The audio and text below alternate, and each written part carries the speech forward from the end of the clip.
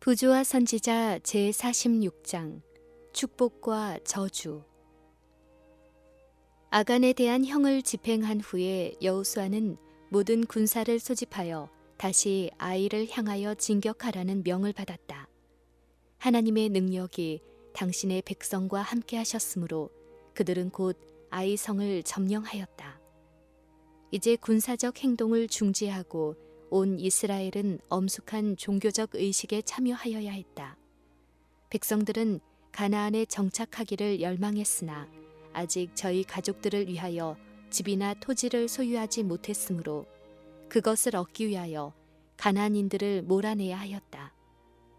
그러나 보다 우선적으로 주의를 기울여야 할 높은 의무를 수행하기 위하여 이 중대한 일은 연기되어야만 하였다. 이스라엘 백성들은 유업의 땅을 소유하기 전에 하나님께 대한 그들의 충성의 언약을 새롭게 하여야 했다.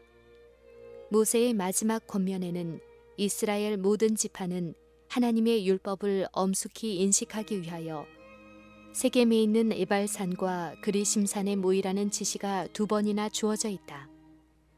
이 명령에 순종하여 온 이스라엘 백성은 남자뿐 아니라 여인들과 아이들과 그들 중에 우거하는 객들까지도 다 길갈에 있는 그들의 진을 떠나 원수의 나라들을 통과하여 가나안 땅의 중앙부에서 가까운 세겜 골짜기로 행진하였다.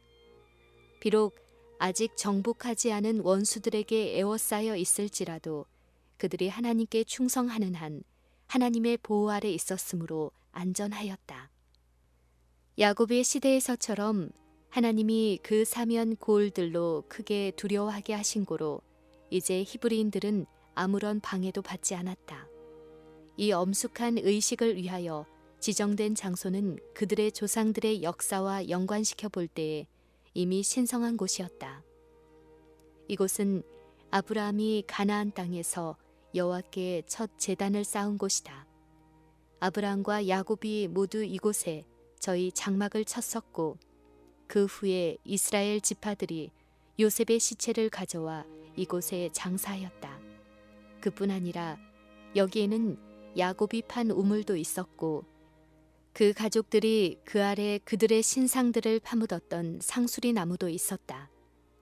이 선택된 곳은 팔레스틴에서 가장 아름다운 곳이었고 이 장엄하고 감명적인 광경이 벌어지기에 알맞은 장소였다.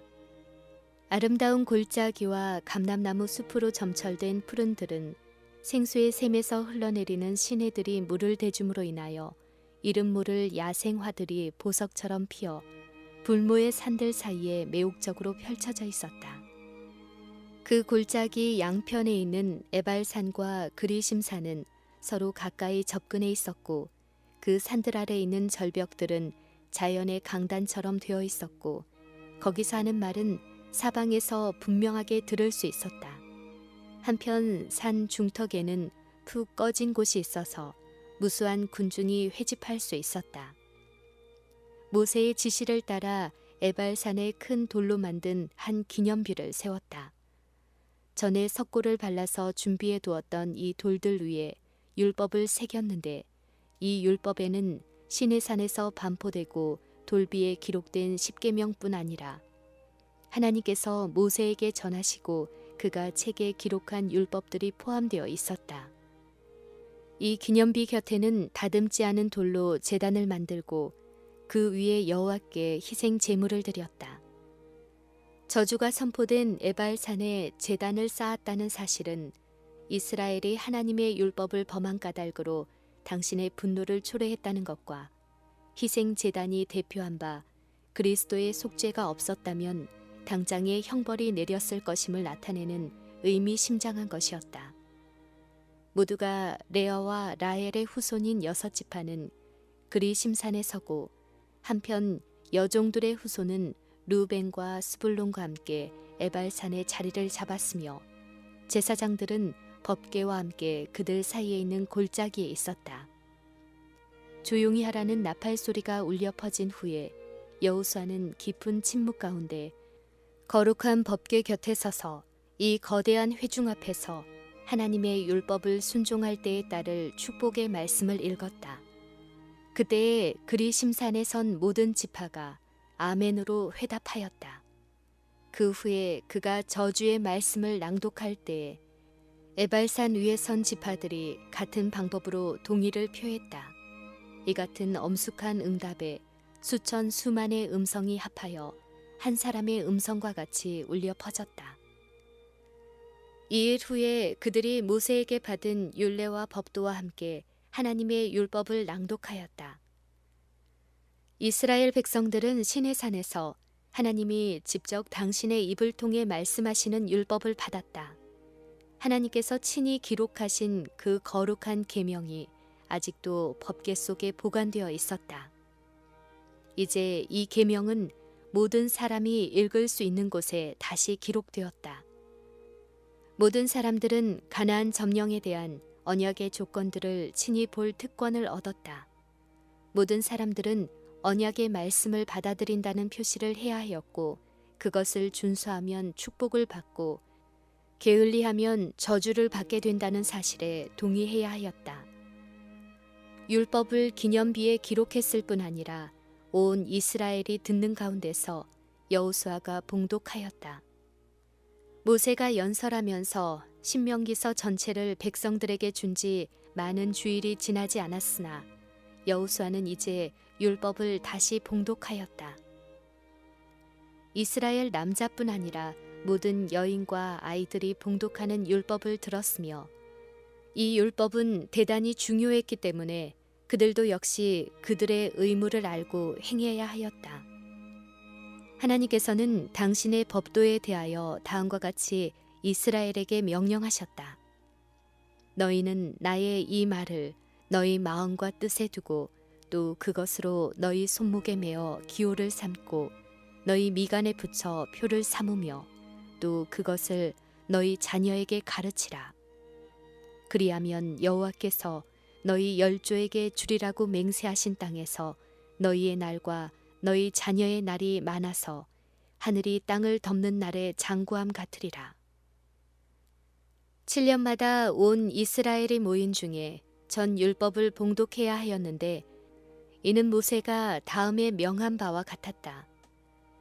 매 7년 끝에 곧 정기 면제년의 초막절에 온 이스라엘이 내 하나님 여호와 앞 그 택하신 곳에 모일 때에 이 율법을 낭독하여 온 이스라엘로 듣게 할지니, 곧 백성의 남녀와 유치와 내 성 안에 우거하는 타국인을 모으고 그들로 듣고 배우고 내 하나님 여호와를 경외하며 이 율법의 모든 말씀을 지켜 행하게 하고, 또 너희가 요단을 건너가서 얻을 땅에 거할 동안에 이 말씀을 알지 못하는 그들의 자녀로 듣고 네 하나님 여호와 경외하기를 배우게 할지니라.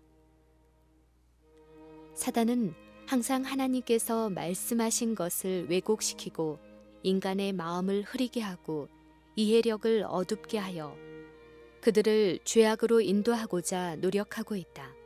그러므로 여호와께서는 매우 명백하게 말씀하시고 당신의 요구를 매우 알기 쉽게 만들어 아무도 실수하지 않게 하신다. 하나님께서는 끊임없이 사람들을 당신의 보호의 날개 아래로 이끌어 들이사 사단으로 하여금 그들에게 잔인하고 기만적인 능력을 행사하지 못하도록 노력하신다. 하나님께서는 당신의 친음성으로 그들에게 말씀하셨고 손수 살아있는 당신의 말씀을 기록하셨으며 진리로 빛나고 생명이 넘치는 이 복된 말씀을 사람들에게 완전한 안내자로 맡겨주셨다. 사단은 주의 언약과 요구로부터 사람들의 마음을 돌아서게 하고 그것에 대한 애착심을 버리게 하려고 몹시 노력하고 있으므로 우리는 그것들에 대하여 뜻을 굳게 하고 그것들을 마음에 새기는 일을 더욱 부지런히 할 필요가 있다. 종교 지도자와 교사들은 성경 역사에 나타난 사실과 교훈은 물론 여호와의 경고와 요구에 대하여 백성을 가르치는 일에 보다 큰 주의를 기울여야 한다. 이것들은 아이들도 이해할 수 있도록 단순한 말로 제시해야 할 것이다. 젊은이들이 성경 말씀으로 교훈을 받고 있는지를 주시하는 것이 목사와 부모들의 사업의 일부가 되어야 한다. 부모들은 거룩한 페이지에서 발견되는 여러 가지 지식으로 자녀들의 흥미를 일으킬 수 있으며 또 그렇게 해야 할 것이다. 그러나 하나님의 말씀으로 자녀들의 흥미를 일으키려면 자신들이 먼저 그것에 흥미를 가져야 한다. 부모들은 하나님의 말씀의 교훈에 익숙해야 하며 하나님께서 이스라엘에게 명하신 바와 같이 집에 앉았을 때에든지 길에 행할 때에든지 누웠을 때에든지 일어날 때에든지 이 말씀을 강론해야 한다. 그들의 자녀들이 하나님을 사랑하고 공경하기를 바라는 자들은 그분의 말씀과 창조 사업에 나타난 바와 같이 그분의 선하심과 위엄과 능력에 대하여 말하여야 한다. 성경의 모든 장과 절들은 다 하나님께서 인간에게 주시는 교훈의 통로이다. 우리는 이 교훈을 우리의 손목에 메어 기호를 삼고 미간에 붙여 표를 삼아야 한다. 이 말씀을 연구하고 순종하면 이 말씀은 옛날 이스라엘 백성들이 낮에는 구름 기둥으로 밤에는 불 기둥으로 인도함을 받았던 것처럼 하나님의 백성들을 인도할 것이다.